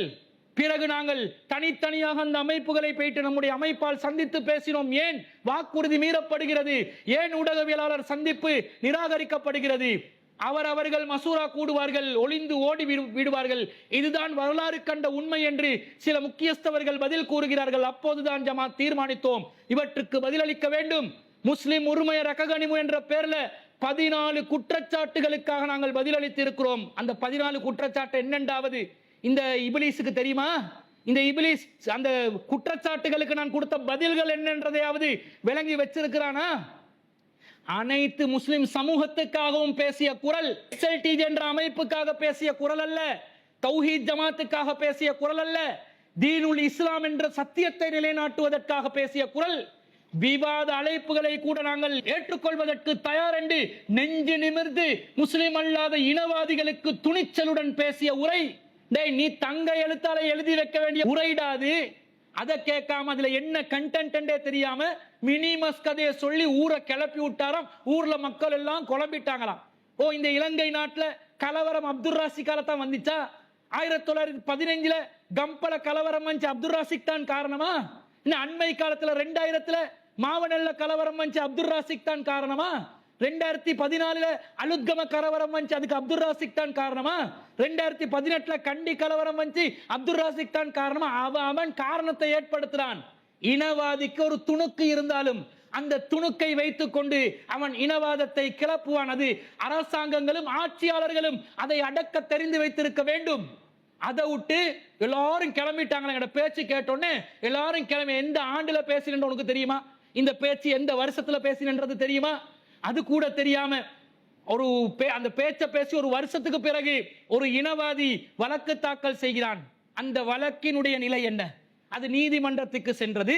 நீதிமன்றத்திலிருந்து அது மேல் நீதிமன்றத்துக்கு அந்த வழக்கு கொண்டு செல்லப்படுகிறது. 2023ஆம் ஆண்டு அந்த வழக்கு இது திட்டமிடப்பட்ட நிலையில் பேசப்பட்ட ஒன்றல்ல, தவறுதலாக சொல்லப்பட்டதுதான். எனவே இந்த விஷயத்தில் தண்டனை என்ற விதத்தில் இவரை அணுக முடியாது என்று சொல்லி நீதிமன்றம் வழங்கிய தீர்ப்பு கூட தெரியாம பேசுறாங்களாம். என்ன பேசுறாங்க? இவர் புத்த மதத்தை அவமதிச்சிட்டாரு, இவர் நாசத்தை உண்டு பண்ணிட்டாரு, கலவரத்தை ஏற்படுத்திட்டாரு. இப்போது சொல்கிறேன், கேட்டுக்கொள். நீ இந்த நீதிமன்ற தீர்ப்பை விமர்சனம் செய்திருக்கிறாய். நீதிமன்ற தீர்ப்பை விமர்சனம் செய்பவர்களுக்கு சட்ட நடவடிக்கை எடுக்கப்படலாம். உன்னை போன்றவர்கள் நீதிமன்றத்துக்கே சவால் விடுகின்ற அளவுக்கு சட்டத்தை கிஞ்சிற்றும் கணக்கெடுக்காமல் சட்டத்தை காலால் மிதிக்கக்கூடிய உன்னை போன்றவர்கள் தீர்ப்பு விஷயத்துல விமர்சனம் செய்தால் உன்னை எங்க கொண்டு போயிட்டு நிறுத்தலாம் தெரியுமா? அப்படி ஓரமா இருந்தா சரி, சில சட்ட ஆலோசனைகள் மேற்கொள்ளப்படுகிறது. இன்ஷா அல்லாஹ் எப்படி உன்னை அணுக வேண்டுமோ அப்படி இன்ஷா அல்லாஹ் எதிர்காலத்தில் அணுகிக் கொள்கிறோம். உடனே உங்களோட ஜமாத்து தடை செஞ்சு வைக்கலையா? உங்களோட ஜமாத்தை கூட தடை செஞ்சு தானே வச்சாங்க. உங்களோட ஜமாத்தையே நிப்பாட்டி வச்சிஞ்சேன். புதுசா கண்டுபிடிச்சு சொல்லிட்டாரு, ஜமாத்தை தடை செஞ்சு வச்சுட்டாங்க, யாருக்குமே தெரியாம இருந்துச்சு. இப்லீஸ் இஸ்மத் சொல்லித்தான் இப்ப உலகத்துல உள்ள எல்லாருக்கும் தெரிஞ்சிச்சு. ஜமாத்தை தடை செய்தார்கள், நாங்க மறுத்தோமா? ஜமாத்தை தடை செஞ்ச உடனே எல்லாரும் ஓடி ஒளிஞ்சோமா? இல்லை. ஏன் தடை செய்தீர்கள்? எதற்காக தடை செய்தீர்கள்? இந்த நாட்டில் ஜனநாயக வழியில் போராடக்கூடிய எங்களை போன்ற ஒரு இஸ்லாமிய அமைப்பை உங்களுக்கு காட்ட முடியுமா? நீங்கள் தடை செய்த சட்டம் சரியானதா? நீங்கள் அறிவித்த வர்த்தமானி சட்டத்துக்கு புறம்பானதாக இருக்கிறதே என்று அரசாங்கம் விதித்த தடையை நீதிமன்றத்தில் கேள்விக்குறியாக்கி வழக்கு தாக்கல் செய்தவர்கள் நாங்க மட்டுமல்ல, தௌஹீத் ஜமாத்தை சேர்ந்த 5 அமைப்புகள் உச்ச நீதிமன்றத்தை நாடினோம். சுப்ரீம் கோர்ட்ல அடிப்படை உரிமை மீறல் மனு தாக்கல் செய்து அந்த வழக்கு விசாரணை வரைக்கும் எடுத்து வந்தோம். அப்பதான் பாதுகாப்பு அமைச்சு உணர்கிறார்கள், நம்மை விசாரிக்கிறார்கள், நம்முடைய நிலவரங்களை அவர்கள் அவதானிக்கிறார்கள், ஜமாத் பணிகளை ஆராய்கிறார்கள். ஆராய்ந்து இவர்கள் இந்த நாட்டுக்கு எதிரானவர்கள் அல்ல. எப்படி கொடுத்தான் தீர்ப்பு? இந்த நாட்டுக்கு எதிரானவர்கள் அல்ல, இவர்கள் இந்த நாட்டில ஜனநாயகவாதிகள் என்று இலங்கை சோசியலிச குடியரசின் ஜனாதிபதியின் வர்த்தமானி அறிவிக்கப்பட்ட நிலையில் இந்த நாட்டில் தௌஹீத் ஜமாத் 5 தடை செய்யப்பட்ட அமைப்புகளும் தடை செய்யப்பட்ட அமைப்பு இல்லை என்று தடையை நீக்கிவிட்டார்கள். ஏன் நீக்கினான்? ஆசைக்கு நீக்கினானா? யாரு நீக்கினான்? அப்துல் ராசிக் வாப்பா போய் நீக்கினாரா? யாரு நீக்கினா? இந்த நாட்டிட இறையாண்மைக்கு சொந்தக்காரனாக இருக்கக்கூடிய அந்த நேரத்தில் எவன் ஜனாதிபதியோ எவன் பாதுகாப்பு அமைச்சின் அமைச்சராக இருந்தானோ அவன் நீக்கிறான்.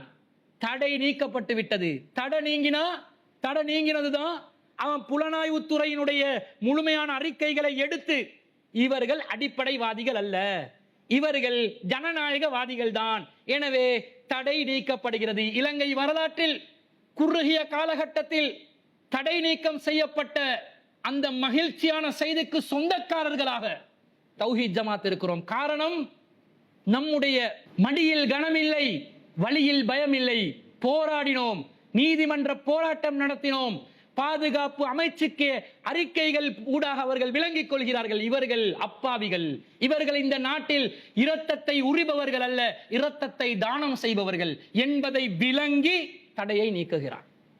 ஒன்ன மாதிரி பயந்து ஒளிஞ்சி நடுங்கி தடை விதிச்சுட்டானே, விளக்கம் சொல்லவா? சொல்றேன். எப்ப சொல்லுவீங்க உங்களோட விளக்கத்தை? அடுத்ததாக வருகிறோம். தீவிரவாத பெயர் பட்டியலில் இப்லீஸ் இஸ்மத்தின் பேரும் இடம் பெற்றிருப்பதாக ஒரு வர்த்தமானி மலமலையா இறங்குது. வர்த்தமானி ஒன்றெட்டாலும் பரவாயில்ல, 3 வர்த்தமானி இறங்குது. இறங்கி பார்த்தா சில பேர் என்ன செய்யறாங்க, அதை சமூக வலைத்தளங்கள்ல பகிரவும் செய்யறாங்க. என்னடா இது புதிய கதையா இருக்குது, சமூக வலைத்தளங்கள்ல பகிர்ற அளவுக்கு என்னடா வர்த்தமானி சொல்லப்படுகிறது என்று பார்த்தால், என்ன வர்த்தமானி? இலங்கை அரசு வெளியிட்டுள்ள தீவிரவாத அமைப்புகள் மற்றும் நபர்கள் தொடர்பான வர்த்தமானி. அதுல வத்தலை இஸ்மத் அவனுடைய பேர் என அறியப்படும் அப்துல் சத்தார் முகமது இஸ்மத், வாப்பட பேரோட போட்டாங்க. அப்துல் சத்தார் முகமது இஸ்மத் என்பவன் தொடர்ந்து இடம்பெற்று வருகிறான். எப்ப இருந்து இடம்பெற்று வருகிறான்? 3 வர்த்தமானிகள் தொடர்ச்சியாக வருகிறது. முதல் வர்த்தமானி 2025ஆம் ஆண்டு 2ஆம் மாதம் 20ஆம் தேதி, வர்த்தமானி எண் 2424-51. அதுல வருது INCA 2025-218 அப்துல் சத்தார் முகமது இஸ்மத் என்பவர் அவருடைய ஐடென்டி நம்பர் எல்லாம் போட்டு வருகிறது. எப்படி வருது? 332 கீழ் 1 கீழ் B, கல்யாணி மாவட்ட புனுப்பிட்டிய வத்தல என்ற அட்ரஸ்ல ஒரு வர்த்தமானி அறிவிப்பு வருது. என்ன வருது அதுல? அதர் இன்ஃபர்மேஷன் அந்த வர்த்தமானில டெரரிசம் ரிலேட்டட் ஆக்டிவிட்டீஸ் என்று வருது. திரும்ப 2025 5ஆம் மாசம் 30ஆம் தேதி ஒரு வர்த்தமானி வெளியிடப்படுகிறது. வர்த்தமானி எண் 2438/47 INCA 2025-2206 இலக்கத்துல இதே வத்தல இஸ்மத் பேர் வருது. அப்துல் சத்தார் முகமது இஸ்மத். அட்ரஸ் சேஞ்ச் ஆகுது. 43 கீழ் 109-A சர்ச் ரோட் எண்டேரமுள்ள வத்தல 2025 பிப்ரவரியில இருந்து அப்படியே அந்த வருஷம் பூரா வர்த்தமானி அறிவிக்கப்பட்டு தடை செய்யப்பட்டவர். அதர் இன்ஃபர்மேஷன்ல டெரரிசம் ரிலேட்டட் ஆக்டிவிட்டீஸ் என்று வருது. திரும்ப 2026 ஜனவரி மாதம் 6ஆம் தேதி ஒரு வர்த்தமானி வெளியிடப்படுகிறது. வர்த்தமானி எண் 2470/19 INCA 2026 188 இலக்கம். இதுலயும் அப்துல் சத்தார் முகமது இஸ்மத் அட்ரஸ் வருது, டேட் ஆஃப் பர்த் வருது, அட்ரஸ் 140 கீழ் 1 கோட் ரோட் ஹிங்குல ஒய மாவனல்ல அட்ரஸ் ஒன்றை கொடுத்திருக்கிறான். யாரு ரிலேஷன் அட்ரஸ் எல்லாம் கொடுத்திருப்பான். அதர் இன்ஃபர்மேஷன்ல என்ன வருது? Terrorism related activities. இந்த மூணுலையும் NIC நம்பர் ஒரே ஆள்ட தான். மூணுலையும் அதர் இன்ஃபர்மேஷன்ல டெரரிசம் ரிலேட்டட் ஆக்டிவிட்டீஸ், அதாவது தீவிரவாதம் தொடர்புடைய செயற்பாடுகள் என்று குறிப்பிட்டு தான் வருது. அப்ப என்ன அர்த்தம்? இப்படி ஒரு அரசாங்கம், இலங்கை அரசாங்கம் ஒரு வர்த்தமானி அறிவித்தால் தீவிரவாதத்துடன் தொடர்புள்ளவர், பயங்கரவாதத்துடன் தொடர்புள்ளவர் என்று அறிவித்தால் என்ன அர்த்தம்? ஒருவருடைய சட்ட நிலை எந்த மாதிரி இருக்கும்? பயங்கரமானதாக இருக்கும். காரணம், இந்த வர்த்தமானி உலக ஐநா சபையின் ஒழுங்கு விதிகளின் கீழ் வெளியிடப்படுகின்ற இலங்கையில LTTE அமைப்பு தடை செய்யப்பட்டதை கண்டினியூவா இந்த வர்த்தமானியூடாகத்தான் அறிவிப்பார்கள். LTTE-யுடன் தொடர்புடைய நபர்கள், தடை செய்யப்பட்ட தனி நபர்கள் தீவிரவாதிகள், பயங்கரவாதிகள் என்று தடை செய்யப்படுவார்கள். அவர்களுடைய பெயர் பட்டியலும் இந்த வர்த்தமானியில தான் வெளியிடப்படும். அந்த வர்த்தமானி பட்டியல்ல தான் 2025 2ஆம் மாசம் 20ஆம் தேதி 218வது நம்பர்ல, 2025 5ஆம் மாசம் 30ஆம் தேதி 206ஆம் நம்பர்ல, 2026 ஜனவரி மாசம் 6ஆம் தேதி 188வது நம்பர்ல இந்த இப்லீஸ் இஸ்மத் இடம் பெறுகிறான். இப்படி ஒருவர் இடம் பெற்றால் அவருடைய நிலை என்ன கேட்டா, கீழே விழுந்தாலும் மீசல மண்ணொட்டாத மாதிரி இஸ்மத்தோட சேர்றவானமாம், அவன் போஸ்ட் போடவானமாம், எங்களுக்கு பிரச்சனையாம், இப்ப இப்லீஸ் ஆனேன், எப்ப தீவிரவாதி ஆனேன், பதில் இருக்கி, நான் ஓடல, நான் இங்கதான் இருக்கிறேன், ரோட்ல தான் இருக்கிறேன், பயப்படாம அனுப்புங்க, நான் பொறுப்பு என்று இவர் பருப்பு கதை கொஞ்சம் கதைச்சு கொண்டிருக்கிறார். இஸ்மத்தோட சேர்வானம், அவரோட ஷேர் பண்ணவானம், போஸ்ட் போடுவானம், எங்களுக்கு பெரிய பிரச்சனை, எப்ப இப்லீஸ் ஆகணும், எப்ப தீவிரவாதம், அதுக்கெல்லாம் பதில் இருக்கு வாப்பா. நான் வீட்டுல தாய்க்கிறேன், ரோட்ல தாய்க்கிறேன், நாட்டுல தாய்க்கிறேன், பயப்படாம அனுப்புங்க, நான் பொறுப்பு. அந்த மாதிரி இடம் பெற்றவர்களுடைய நிலை என்ன, விளைவு என்ன? எந்த நேரத்திலும் இந்த நபருடைய சொத்துக்கள் முடக்கப்படலாம். இந்த நபரின் வங்கி கணக்குகள், பணம், சொத்துக்கள் ஆகியவை எந்த நேரத்திலும் முடக்கப்படலாம். தீவிரவாத தடுப்பு பிரிவு, இலங்கை பாதுகாப்பு அமைச்சு, அதே போன்று இலங்கை புலனாய்வு துறையின் தகவல்கள் கிடைத்து மீண்டும் ஒரு முறை தீவிரவாத தடுப்பு பிரிவுக்கு இவன் சம்பந்தப்பட்ட ஏதாவது ஒரு கண்காணிப்புல ஒரு விஷயம் வந்துச்சென்றா எந்த நேரத்திலும் ஏற்கனவே ஈடுபட்ட TID மூலமாக 3 மாத காலங்கள் டிடென்ஷன் ஆர்டர்ல தடுத்து வைக்கப்பட்ட ஒரு சட்டத்தின் கீழே ஏற்கனவே 3 மாதம் காலம் கழித்திண்டு வந்தவன் எந்த நேரத்திலும் மீண்டும் இவனுடைய சொத்துக்களை முடக்கி கைது செய்யப்படலாம். பொருளாதார தடை, உதவி தடை விதிக்கப்படலாம். அதாவது யாரும் நிதி உதவி செய்வது, சேவை உதவி செய்வது, வசதி வழங்குவது சட்டவிரோதமான காரியமாக கருதப்படலாம். இப்ப கொடுக்க விடுவான். அரசாங்கம் எப்பயாவது பிடிக்க நினைச்சா இவனுக்கு யாரு உதவி செய்யறாங்களோ அவனையும் சேர்த்து கவ்வி கொள்வான். இவனுக்கு யாரு வசதி ஏற்பாடு செஞ்சு கொடுக்குறாங்களோ அவனையும் சேர்த்து கவ்வி கொள்ளலாம்.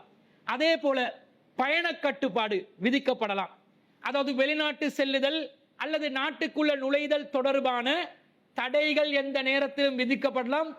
Fully under supervision, under observation இவர் வைக்கப்பட்டிருப்பார். எந்த நேரத்திலும் ஃபாரின் பேன் விதிக்கப்படலாம். ஏற்கனவே என்னென்ன விதிக்கப்பட்டிருக்கிறது இன்ஷா அல்லாஹ் ஊடுருவினால் விளங்கிடும். பொதுவாக இந்த மாதிரி நிலையில் உள்ளவர்களுடைய சட்ட ரீதியான பிரச்சனைகள் என்னன்றதை விளங்கப்படுத்துறேன். அடுத்தது குற்றப்புலனாய்வு கண்காணிப்பு. இது போன்ற நபர்கள் டெரரிசம் ரிலேட்டட் ஆக்டிவிட்டீஸ்ல யாரு பெயர் பட்டியலிடப்பட்டார்களோ இலங்கை CID crime investigation division, TID terrorism investigation division போன்ற பாதுகாப்பு விசாரணை அமைப்புகள், பாதுகாப்பு குறித்து விசாரணை செய்கின்ற போலீஸ் பிரிவுகள் முழு கண்காணிப்புல, முழு அப்சர்வேஷன்ல இந்த நபரை வைத்திருக்கலாம். எவ்வளவு காலம் எப்படி அப்சர்வேஷன் பண்ணுவாங்கன்றது அவங்களுக்கு தான் தெரியும், பாதுகாப்பு துறைக்கு தான் தெரியும். அதே போன்று சட்ட நடவடிக்கை, பயங்கரவாத தடுப்பு சட்டம் PTA அல்லது ஐநா ஒழுங்கு விதிகளின் கீழ் இந்த நபருக்கு எதிராக வழக்குகள் தொடரப்படலாம். எப்ப தொடருவாங்க, என்ன விதத்துல தொடருவாங்கன்றத பாதுகாப்பு அமைச்சு முடிவு செய்யும், பாதுகாப்பு துறை முடிவு செய்யும். அடுத்ததாக அமைப்புகள் மற்றும் தொடர்புகள் பாதிப்பு. இந்த நபரோடு இணைந்து செயல்படும் எந்த அமைப்பா இருந்தாலும், எந்த நபராக இருந்தாலும், எந்த நேரத்திலும் TID-யால் CID-யால் விசாரணைக்கு உட்படுத்தப்படலாம். இவ்வளவு பயங்கரமான நிலையிலிருந்து எனக்கு ஒன்றும் இல்லை, நான் ரோட்ல இருக்கிறேன், நான் வீட்டுல இருக்கிறேன், நான் ஊர்ல இருக்கிறேன், எல்லாரும் என்னை தொடர்பு கொள்ளுங்க, தொடர்பு கொள்ளுங்க, தொடர்பு கொள்ளுங்க. எப்ப மாமா உங்களுக்கு ஆப்பு வைப்பாருன்றதை தெரிஞ்சு கொண்டு தொடர்பு வைங்க. விளையாட்டா? இலங்கை அரசாங்கம் வெளியிட்ட வர்த்தமானியா, CTJ வெளியிட்ட வர்த்தமானியா? இலங்கை அரசாங்கம் வெளியிட்டு இருக்குது. உன்னோடு விளையாடுவாங்களா? உன்னை எதுக்கு தீவிரவாத அந்த பட்டியல போடுறாங்க? டெரரிசம் ரிலேட்டட் ஆக்டிவிட்டிஸ் என்று உன்னுடைய பேரை எதுக்கு பதிவு செய்யறாங்க? நீ ஏதோ ஒரு விஷயத்துல காய் நகர்த்தி இருக்கிறாய், ஏதோ ஒரு விதத்துல சந்தேகத்துக்குரிய ஒரு செயற்பாடில் ஈடுபட்டு இருக்கிறான், கண்காணிச்சுட்டு இருக்கிறான். யார் தொடர்பு கொண்டாலும் எந்த நேரமும் அது எதிர்விளைவாக மாறிவிடலாம் என்பதை நினைச்சு உன்னோட ஆக்கள் பேசுறதுக்கே யோசிக்கணும். இந்த நிலையில என்னைய தொடர்பு கொள்ளுங்க, என்னைய ஃப்ரெண்ட் எல்லாம் அன்ஃப்ரெண்ட் ஆக்காதீங்க. எங்களோட பொழப்பு போயிரும், மானத்தை வாங்குற பொழப்பு போயிரும். அடுத்தவண்ட பலாய் முசீபத் கலூர டோபி வேலை, அந்த டோபி பதவி என்னிடம் அகற்றப்பட்டு விடும். பயந்து தொடர்பு கொள்ளுங்க, தொடர்பு கொள்ளுங்க. தொடர்பு கொண்டால் எந்த நேரத்தில் எவன் விசாரணைக்கு உட்படுத்தப்படலாம், எந்த வாட்ஸ்அப் குழுமங்கள் கண்காணிக்கப்படலாம், இவனுக்கு பின்னாடி செல்பவர்கள் எப்போது கைது செய்யப்படலாம் என்ற ஒரு கேள்விக்குறி இருக்குது. கன்ஃபார்மா கைது செய்யப்படுவாங்கன்னு சொல்ல, கேள்விக்குறி இருக்கும் நிலையில் இருக்கக்கூடிய ஒரு நபர் CTJ தடை செஞ்சாங்களாம். தடை செஞ்சு நாங்க தடையில இருக்கிறோம். CTJ தடை செஞ்சு வழக்குல தடையை வந்து நீக்கி கொண்டு பாதுகாப்பு அமைச்சர் அந்த தடையை நீக்கி தற்போது சுதந்திரமாக 2.5-3 வருடங்களாக நாங்கள் செயல்பட்டு வருகிறோம். உன்னுடைய நிலை என்ன? இப்போதும் தடை விதிக்கப்பட்ட நிலையில் தான் இருக்கிறாய். இதை தெரியாம வசனம் தெரியாதவன் வசை பாடுவானாம். அந்த மாதிரி ஒரு நிலையில வசனமே என்னன்னு தெரியல, இவர் அடுத்தவங்களுக்கு வசை பாடுறாராம். உன்னுடைய தலையெழுத்து எப்படி இருக்குது என்று பார்த்து அடுத்தவனுக்கு பேசுறதுக்கு ஆரம்பிக்க வேண்டும் என்பதை, நினைக்க வேண்டும் என்பதை கூறிக்கொள்கிறேன். அடுத்ததாக இந்த இஸ்மத் என்பவன் இப்லீஸாக நாங்கள் ஏன் சொல்கிறோம் தெரியுமா? இவன் ஒரு ஃபாசிக். என்ன ஃபாசிக்ண்டா, எதையாவது செஞ்சு எவன்கிட்டையாவது அடி வாங்கி, எவனுக்கிட்டையாவது ஏற்றி வாங்கி, இந்த சமூகத்துல கண்ணியமான மனிதர்களுடைய மானங்களோடு விளையாடி, மானங்களை சந்தி சிரிக்க வச்சு, ஒரு இழிவான ஒரு சிரிப்போட தாடியை தடவி தடவி இவனை சார்ந்த ஜமாத்தில் உள்ளவர்களுக்கும் தலை குனிவை ஏற்படுத்தக்கூடிய ஒரு பாவியாக இருக்கிறான். அல்லாஹ் தஆலா குர்ஆன்ல சொல்கிறான், 49வது அத்தியாயத்துல 6வது வசனத்துல, யா அய்யுஹல்லதீன ஆமனு, நம்பிக்கை கொண்டவர்களே, இன் ஜாஅக்கும் ஃபாஸிகும் பினபைன் ஃபதபையனு. ஒரு ஃபாஸிக், தலை இப்லீஸ் இஸ்மத்தை போன்ற ஒரு ஃபாஸிக்கு ஒரு செய்தியை கொண்டு வந்தால் கண்டிப்பாக தெளிவுபடுத்திக் கொள்ளுங்கள். அன் துசீபு கௌமம் பிஜஹாலத்தின், நீங்கள் பிற சமூகத்தை அறியாத காரணத்தினால் தவறாக எண்ணிவிடக் கூடும், தீங்கிழைத்து விடக்கூடும். ஃபதுஸ்பிஹு அலா மா ஃபஅல்தும் நாதிமீன், நீங்கள் செய்த காரியத்துக்காக பிறகு நீங்கள் கவலைப்படக்கூடும் என்று அல்லாஹ் சொல்கிறான். இவனை பொறுத்தளவுல இவன் என்ன செய்வது? அடுத்தவர்களுடைய செய்தி தான் கொண்டு வர்றான். சமுதாயத்துக்கு ஏதாவது நல்ல செய்தி இருக்குதா? இல்ல. அடுத்தவண்ட பலாய் முசீபத்து, யூசுப் முஃப்தி என்ன செய்யறார், ரிஸ்ஸி முஃப்தி என்ன செய்யறார், அவர் என்ன ஏதாவது ஒரு பொது விஷயமா இருந்தா ஆதாரத்தோட சம்பந்தப்பட்ட விஷயங்களை போட்டோமா போனமாண்டு இருக்கணும்.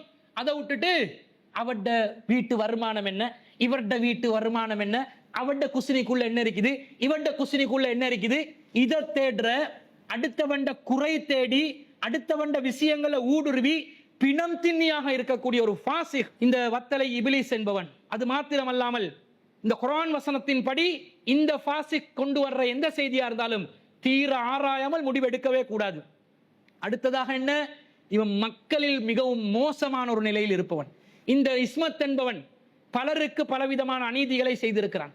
பலரும் என்ன செய்யறாங்க, இவனுக்கு பதில் கொடுக்காம ஒதுங்கி ஓடுறாங்க. ஏண்டா, இவனுக்கு வாய் கொடுத்து மாட்டி கொண்டோம் என்றா, இவன் இந்த பேமெண்ட் காரன் தானே, அந்த பேமெண்ட் காரன் வாயில நார வாயி கண்டதையும் பேசும், நாங்க மானத்தோட வாழணும் என்று ஒதுங்கி ஓடுவாங்க. இந்த நிலையில் இஸ்மத் இருக்கிறான். ஆனா CTJ அப்துல் ராசிக்கெல்லாம் அந்த நிலையில இருக்காது. அது நீங்க நார வாயன்னா நாங்க வேற வாயா வந்துருவோம் இன்ஷா அல்லாஹ். ஆனா ரசூல்ல இந்த மாதிரி ஒரு நபரை கண்டு யாராவது வெறுண்டோடினா, அந்த நபருக்கு கொடுத்த டைட்டில் என்ன தெரியுமா? ரசூல் ஸல்லல்லாஹு அலைஹி வஸல்லம் சொல்றாங்க, இன்ன ஷர்ரன் நாசி மன் தரகஹுன் நாசு அவ் வதஅன் நாஸ். ஒரு மனிதர்கள்ல மிகவும் கெட்ட மனிதன் யாரு தெரியுமா? எந்த மனிதனை கண்டு மக்கள் வெருண்டோடுகிறார்களோ, எந்த மனிதனை விட்டு மக்கள் வெருண்டோடுகிறார்களோ, எதை விட்டு? இத்திகா ஃபுஹ்ஸிஹி, அவனுடைய ஃபஹ்ஸாவை விட்டும், அவனுடைய ஃபித்னாவை விட்டும், அவனுடைய தீங்கை விட்டும். இவனோடு எனக்கு வச்சுக்கொள்ள கூடாது என்று எவன் ஒதுங்கி ஓடுறானோ, அந்த ஒதுங்கி ஓடப்படுற அளவுக்கு எவன் நடந்து கொள்கிறானோ, அந்த நபர்தான் இன்ன ஷர்ரன் நாசி, மக்களில் மிகவும் மோசமானவர் என்று நபி ஸல்லல்லாஹு அலைஹி வஸல்லம் சொல்றாங்க. அன்னை ஆயிஷா சித்திகா ரலியல்லாஹு அன்ஹா அவர்கள் அறிவிக்கிறாங்க. புகாரில 6054வது செய்தி அப்படியே இவனுக்கு பொருத்தமா இருக்கிறத பார்க்கிறோம். அது மாத்திரமல்ல, கேள்விப்பட்டதை எல்லாம் எவன் பரப்புறானோ அவன் பொய்யன் என்றாங்க. இவன் மட்டும் இல்ல, இவனோட பின்னாடி இருந்து டோபி வேலை பார்க்குற ஒரு கம்பெனி இருக்குது. அந்த கம்பெனில உள்ளவங்க எல்லாம் என்ன பண்றது? கண்டதை கேள்விப்பட்டதெல்லாம் பரப்புவாங்க. அவங்களோட வண்ட வாழங்களை நாங்க வெளியே விட்டோம் என்று சொன்னா அவங்களுக்கும் கல்சன் இல்லாம தான் நடமாட வேண்டி வரும். ஆனா அந்த கேள்விப்பட்டதை பரப்புற வண்ட நிலை என்ன தெரியுமா? நபி ஸல்லல்லாஹு அலைஹி வஸல்லம் சொல்றாங்க, கஃபா பில் மர்இ கதிபன் ஐ யுஹத்திஸ பிகுல்லி மா சமிஅ. ஒரு மனிதன் பொய்யன் என்பதற்கு போதுமான ஆதாரம் என்ன தெரியுமா? அவன் கேள்விப்பட்டதை எல்லாம் பரப்புவான். அவனே பொய்யன் என்பதற்கு போதுமான ஆதாரமா இருக்குது என்று சஹீஹ் முஸ்லிம்ல 6வது செய்தியாக இருப்பதை நாங்கள் பார்க்கிறோம். அப்ப இவன் இந்த ஹதீஸ் படி ஒரு பொய்யனாக இருப்பதையும் பார்க்கிறோம். கண்ட பலாயை அடிச்சு விட்டு யூடியூப்ல பணம் சம்பாதிக்க நினைக்கின்ற ஒரு பொய்யனான பாவியாக இருக்கிறான் என்பதை பார்க்கிறோம். அது மாத்திரமல்ல, நபி ஸல்லல்லாஹு அலைஹி வஸல்லம் அவங்க இன்னும் கடுமையாக எச்சரிக்கை விடுக்கிறார்கள். என்ன சொல்றாங்க? மறுமையில தண்டிக்கப்படுபவர்களில் ஒரு சிலர்களுக்கு வந்து அல்லாஹ் தஆலா செம்புல நகங்களை கொடுப்பானா. அவங்க அந்த செம்புல இருக்கிற நகத்தை எடுத்து முகத்தையும் நெஞ்சுகளையும் அப்படியே கீறி கொண்டு கிழித்து கொண்டு இருப்பார்களாம். அப்ப ரசூல் ஸல்லல்லாஹு அலைஹி வஸல்லம் கேட்பாங்க, மன் ஹாஉலாஹி யா ஜிப்ரீல், ஜிப்ரீலை இவர்கள் யார் என்று கேட்பார்கள். அந்த நேரத்தில் ஜிப்ரீல் அலைஹிஸ்ஸலாம் சொல்லுவாங்க, கால ஹாஉலாஇல் லதீன யகுலூன லுஹூமன் நாஸ். இவர்கள் யாரு தெரியுமா? இவர்கள் தான் மனிதர்களுடைய இறைச்சியை சாப்பிட்டவர்கள்.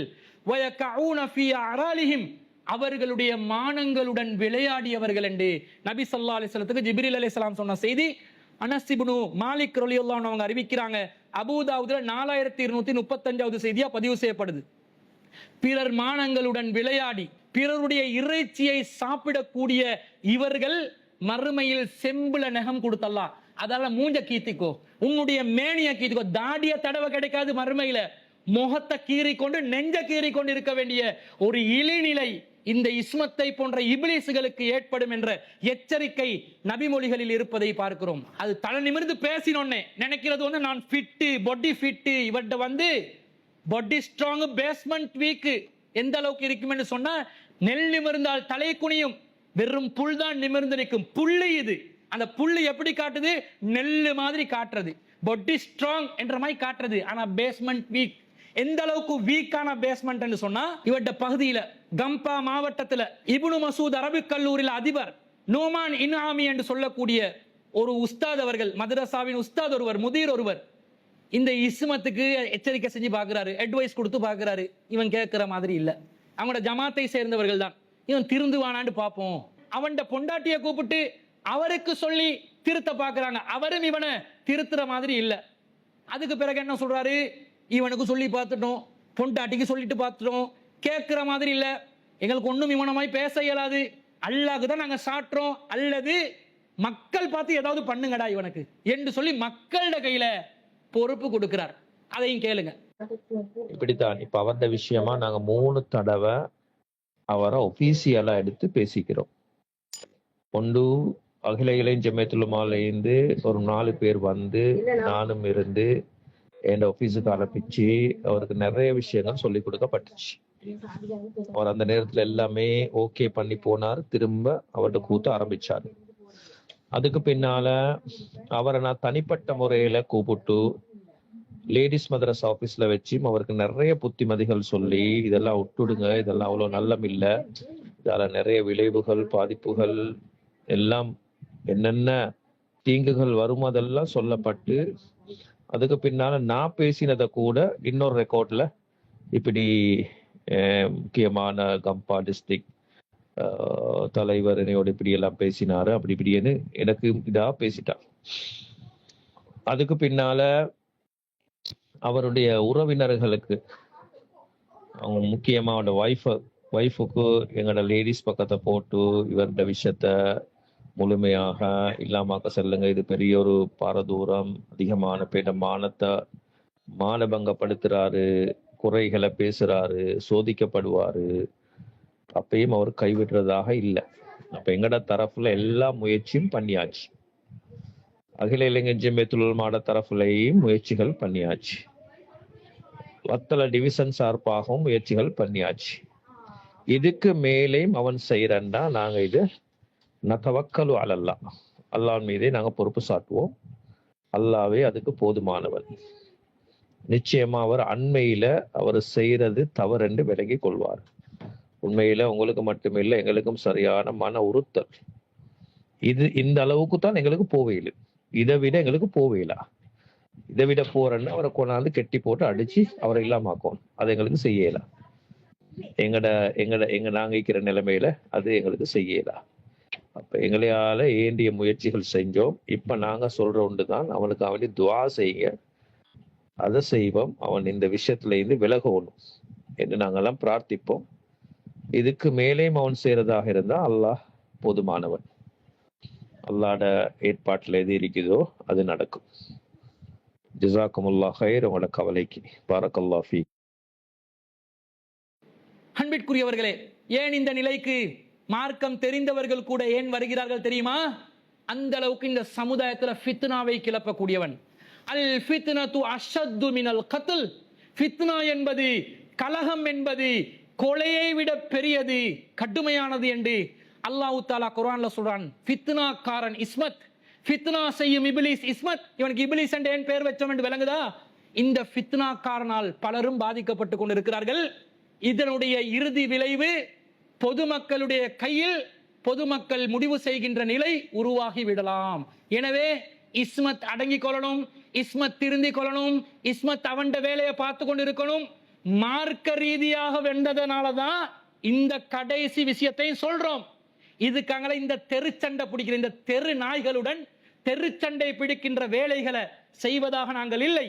மார்க்க ரீதியான விளக்கத்தோட இவனுடைய முகத்திரையும் கிழித்து ஆக வேண்டும் என்ற ஒரு காரணத்தினால் இந்த இறுதி பதிவையும் செய்து கொண்டு, அல்லாஹ் அந்த உஸ்தாத் அவர்கள் கூறியதை போன்று இவனுடைய விவகாரத்தை பொதுமக்களிடம் விட்டுவிட்டு, இது போன்ற தீவிரவாதி பெயர் பட்டியலில் இடம்பெறுகின்ற, சமுதாயத்தை விட்டு பிளப்பு நடத்துகின்ற, ஒழுக்கங்கெட்ட, மானங்கெட்ட, இஸ்லாத்தின் பார்வையில் ஒரு பாவியாக, ஒரு பாசிக்காக, ஒரு மக்களில் தீயவராக, பொய்யை பரப்புபவனாக, ஃபித்னாக்காரனாக இருக்கக்கூடிய இந்த இஸ்மத் என்பவனை இத்துடன் அலட்சியம் செய்து விடை பெறுகிறேன். வாஹிர் தாவானா அல்ஹம்துலில்லாஹி ரப்பில் ஆலமீன்.